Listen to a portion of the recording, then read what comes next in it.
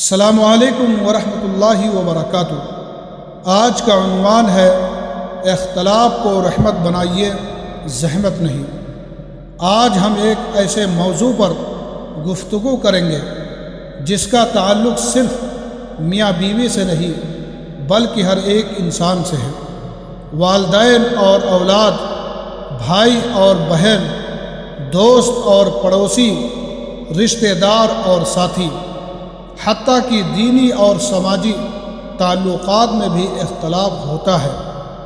کسی سے اختلاف ہونا فطری ہے، لیکن اختلاف کو نفرت، دشمنی اور قطع تعلقی میں بدل دینا یہ ہماری کمزوری ہے۔ قرآن کریم ہمیں سکھاتا ہے کہ اگر دو گروہوں میں اختلاف پیدا ہو جائے یا دو افراد کے درمیان اختلاف پیدا ہو جائے تو اصلاح کی کوشش کرو اور تم ان کے درمیان مزید آگ نہ بھڑکاؤ۔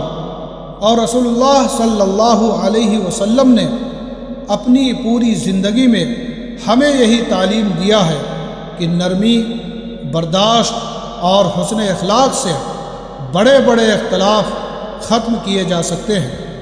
پہلی بات یہ سمجھ لیجئے کہ ہر انسان کی سوچ، مزاج، تجربات اور حالات مختلف ہوتے ہیں، اس لیے ہر شخص کا ہر بات پر متفق ہونا ممکن نہیں۔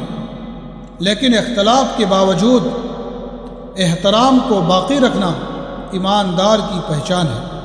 سب سے زیادہ افسوس اس بات کی ہے کہ آج ہم مسئلے پر کم اور شخصیت پر زیادہ حملہ کرتے ہیں۔ اگر ہمارے پاس دلیل ختم ہو جاتی ہے تو لہجہ سخت ہو جاتا ہے، پھر دلوں کے دروازے بند ہونے لگتے ہیں۔ اگر آپ چاہتے ہیں کہ اختلاف رحمت بن جائے تو چند اصول ہمیشہ یاد رکھیے۔ پہلا اصول، سب سے پہلے بات کو سنیں پھر بولیں۔ بہت سے جھگڑے صرف اس لیے پیدا ہوتے ہیں کہ ہم پوری بات سنے بغیر جواب دے دیتے ہیں۔ دوسرا اصول، غصے میں فیصلہ ہرگز نہ کریں۔